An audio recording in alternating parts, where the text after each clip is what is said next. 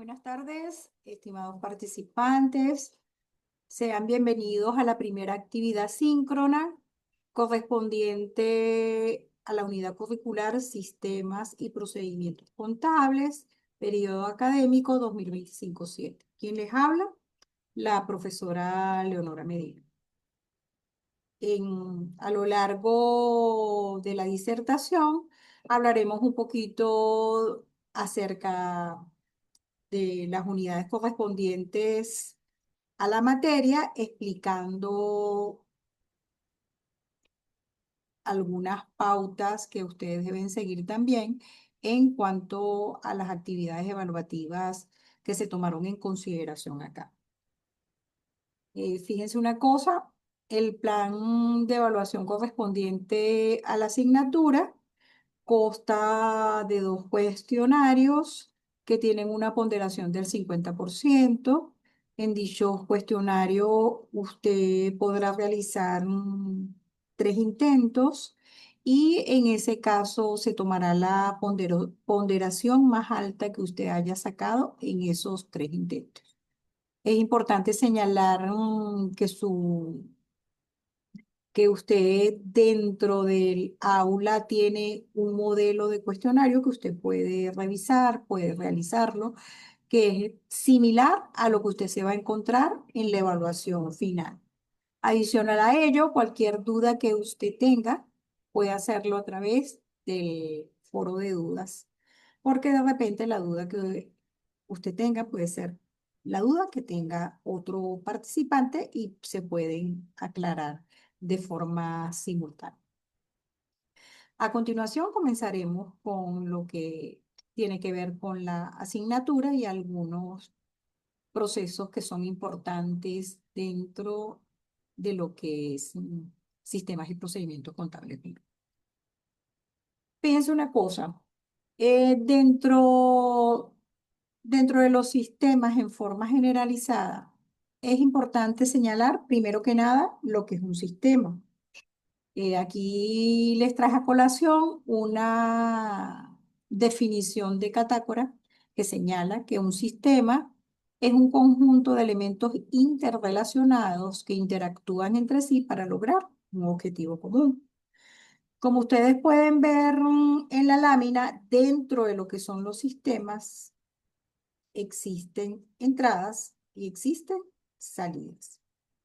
Antes de proceder a explicarle lo que es un sistema propiamente dicho enfocado hacia lo que es los sistemas de información gerencial, les voy a señalar que la teoría general de sistemas fue creada por Ludwig von Bertalanffy. En ese caso, él lo enfocó desde el punto biológico, pero como lo hizo de forma generalizada, habló de lo que tiene que ver con la interdisciplinariedad. ¿Qué significa eso? Que puede ser usado no solo en la parte biológica, sino en otras áreas del conocimiento. Porque posteriormente esta teoría fue modificándose y hasta llegar a lo que se considera que es hoy la teoría general de sistemas. Fíjense una cosa.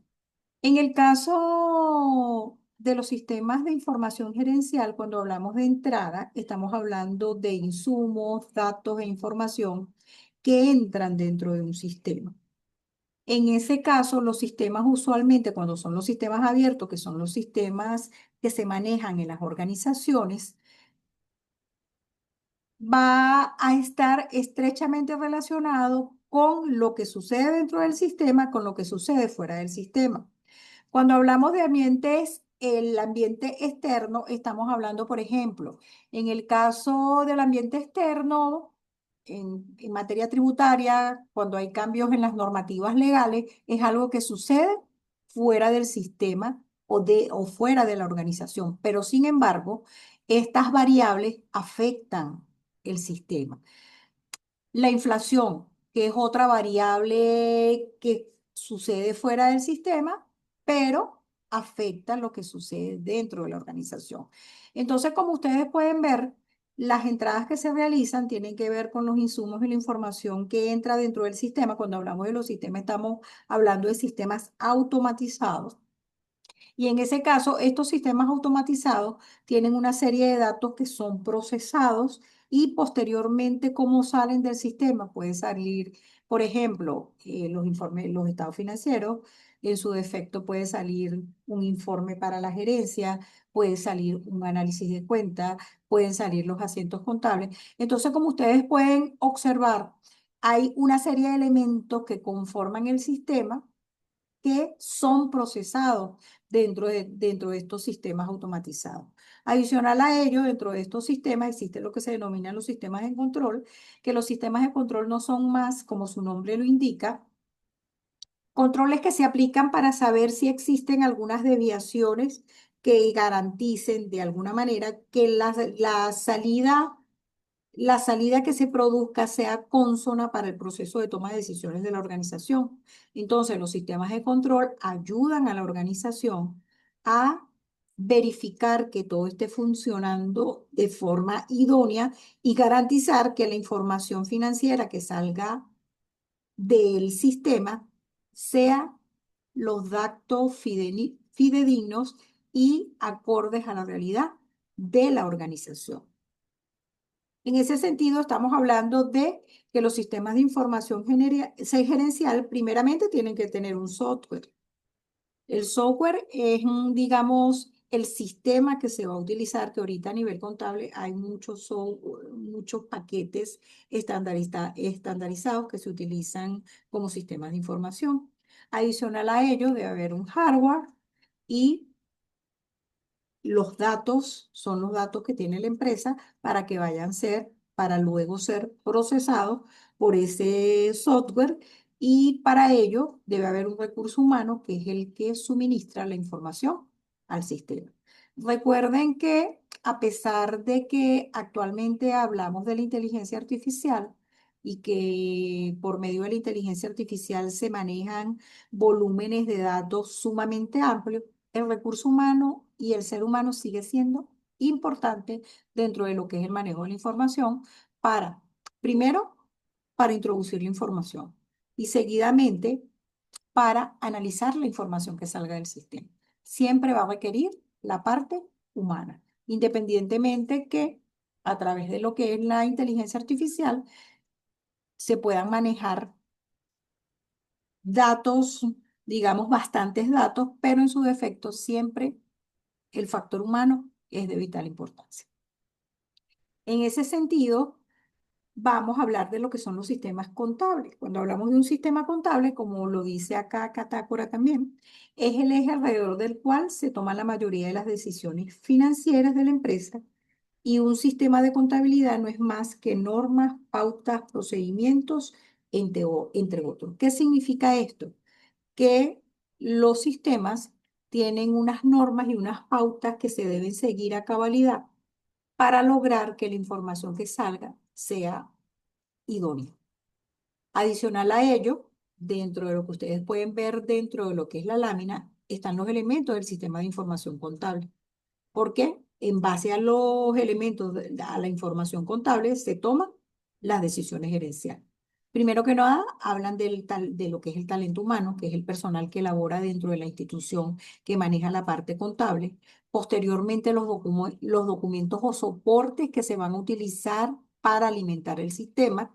Y en ese caso existen una serie de normativas que se tienen que tomar en consideración si el sistema o no las está realizando de la forma más cercana a la realidad, porque lo que tiene que ver con las normativas legales, fiscales, laborales o comerciales tienen que estar bien acercadas hacia lo que es la realidad que se maneja dentro del país. Adicional a ello, lógicamente las tecnologías de información y algo que es muy importante, que se lo dije en la lámina anterior, es lo que tiene que ver con los subsistemas de control que de alguna manera van a garantizar que la información que salga de ese sistema sea la más adecuada. Lógicamente, para lograr esto, el personal que maneje el sistema de información contable debe tener conocimiento teórico y técnico de lo que es la contabilidad para realmente saber que la, digamos, los informes que está arrojando el sistema son realmente los que requiere la organización para el proceso de toma de decisión. Entonces, como ustedes pueden ver que componentes del sistema de información contable son los antes mencionados y por medio de ellos se va a hacer el proceso, esa información que se le suministra al sistema se va a transformar en datos y posteriormente se va a transformar en lo que es la información contable, que en ese caso esa información contable tiene un valor para la junta directiva o para el personal gerencial que necesite la información para el proceso de toma de decisiones. Adicional a ello, tenemos lo que traje a colación, si bien en el cuestionario no hay, digamos, preguntas enfocadas hacia esta área, se las traje a colación porque es importante que ustedes la conozcan. ¿Cómo la inteligencia artificial está transformando el panorama empresarial? ¿Por qué? Porque a través de los sistemas de información, a través con la inteligencia artificial, permite automatizar, agilizar tareas cuya ejecución es repetitiva o requiere mucho tiempo por parte del personal que labora dentro de la institución en la ejecución. Adicional a ello, por medio de esta se manejan grandes cantidades de datos en mucho menor tiempo. En ese caso, permite a la organización tomar decisiones en tiempo real y en ese caso tiene la inteligencia artificial programas capaces de emular procesos propios de la inteligencia humana. Más eso no significa que la inteligencia artificial esté desplazando al ser humano, sino que está logrando de que aquellas tareas repetitivas que se realizaban anteriormente se realicen de forma más rápida y en ese caso la empresa pueda tomar decisiones y más aún cuando estamos en un mundo globalizado sin frontera, donde las decisiones deben ser tomadas en base a un entorno global, no solo a un entorno regional. Tenemos también lo que tiene que ver con lo que es los sistemas de comunicación, pero para que existan los sistemas de comunicación se sobreentiende que dentro de la organización debe existir una estructura organizativa. ¿Por qué debe existir una estructura organizativa? Porque por medio de ella se establecen lo que son las líneas de mando. Las líneas de mandos ayudan a que el proceso comunicativo sea más eficaz. En ese caso, las líneas de mando pueden ser, la comunicación puede ser vertical o puede ser horizontal cuando se realiza entre pares. Fíjense que en la lámina se ve que es un organigrama sencillo donde hay un director, a su vez hay un subdirector que tiene a su cargo ciertas líneas de división y en ese caso se produce el proceso comunicativo de, de arriba hacia abajo y luego posteriormente existe un feedback o una retroalimentación de abajo hacia arriba. Entonces, como ustedes pueden ver, el proceso comunicativo, cuando se tiene un organigrama, digamos, bien identificado, donde se están bien normatizadas las funciones inherentes al cargo, eso genera de que el proceso comunicativo sea más eficiente y más eficaz debido a que puede realizarse este proceso de forma efectiva. Adicional a ello, cuando tenemos un organigrama por todo conocido y están establecidas las funciones inherentes al cargo, la toma de decisiones es más eficiente porque facilita el flujo de información, existe una comunicación entre los equipos cuando son pares que tienen la misma jerarquía dentro del departamento y las decisiones son más rápidas y eficientes. Adicional a ello, las operaciones en ese caso, cuando es multilocal, la cadena de gestión organizacional permite que los procedimientos se estandaricen en todas las ubicaciones que tenga la organización de repente a nivel de Venezuela. Por ejemplo, empresas que tienen filiales en otro estado, se hace ese proceso más eficiente debido a que están demarcados cuáles son las funciones inherentes a cada cargo, lo que trae como consecuencia que el trabajo, digamos, remoto, a pesar de que no existe la cercanía desde el punto de vista geográfico, existe una cercanía desde el punto de vista comunicacional. Seguidamente tenemos lo que es la eficacia operativa, que en ese caso la eficacia operativa delimita las tareas y responsabilidades del personal, cumplimiento efectivo de las funciones inherentes al cargo y en ese caso flexibilidad de alguna manera para incorporar nuevos departamentos si en ese caso la dinámica organizacional requiere que existan nuevos departamentos. Asimismo, el rendimiento óptimo de empleados, porque existe una delegación clara de tareas, cuando se tienen claras cuáles son las funciones inherentes al cargo, mejora el rendimiento laboral y en ese caso hay un aumento de la satisfacción de los empleados porque está realizando el trabajo de acuerdo a las funciones inherentes al cargo que está ejecutando dentro de la organización. Y finalmente, se eliminan las tareas duplicadas, porque las asignaciones van a estar basadas en las habilidades y en ese caso está basada en la estructura organizativa, evita el solo solapamiento de tareas y existe mayor eficacia cuando existe gestión de proyectos que pueden ser utilizados varias personas de distintos departamentos. Por lo tanto, el proceso comunicacional empresarial es de vital importancia porque permite la transferencia de los mensajes y comprensión de los significados, según lo que señala Robin y Colter. Además, los elementos de la comunicación, como bien los hemos visto desde hace mucho tiempo, ¿cuáles son? El emisor, que es quien envía el mensaje, lógicamente, el contexto, que es el lugar donde se lleva a cabo el proceso comunicativo, el canal, que es por donde se envía el mensaje, actualmente tecnologías de información, comunicación escrita, comunicación oral, videoconferencia, en tiempo real se maneja lo que tiene que ver con el mensaje. El código viene determinado por los signos de la forma del mensaje. El referente es por qué se está realizando el mensaje y lo que invoca ese mensaje que se está efectuando. Y el mensaje final, lo que el emisor le dice al receptor, y lógicamente el receptor es quien recibe el mensaje del emisor. Como se ve acá, los elementos de la comunicación son claros, sin embargo, pueden existir barreras de comunicación. ¿Cuáles son las barreras de comunicación? Como bien lo indican allí, son los obstáculos que pueden existir durante el proceso de comunicación.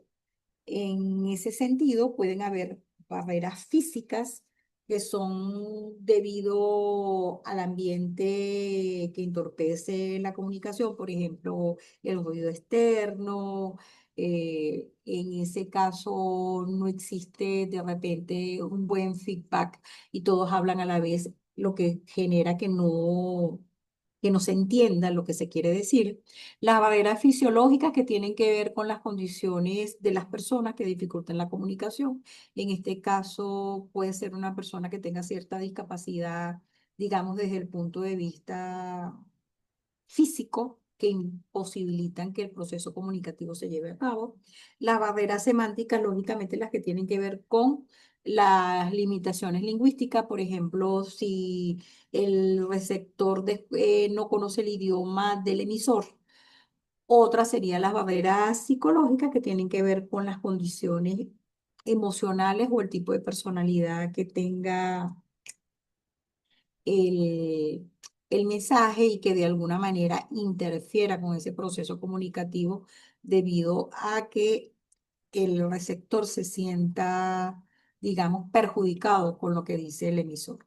Entonces, las barreras de comunicación son importantes que dentro de lo que es la organización, en la medida de lo posible, se minimicen para que haya armonía y en ese caso haya lo que se denomina una comunicación asertiva y por ende haya un mejor flujo del proceso de trabajo y adicional a ello, eso tiene que ver con el tipo de liderazgo que se ejerza dentro de la empresa o en el departamento donde se produzca el proceso comunicativo.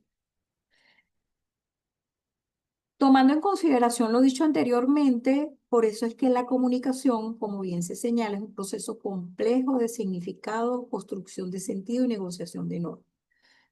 La comunicación es sumamente importante dentro de las organizaciones, primero porque existen clientes internos. Cuando hablamos de clientes internos, estamos hablando del personal que labora dentro de la organización, en ese caso de los propietarios, de los inversionistas y los representantes.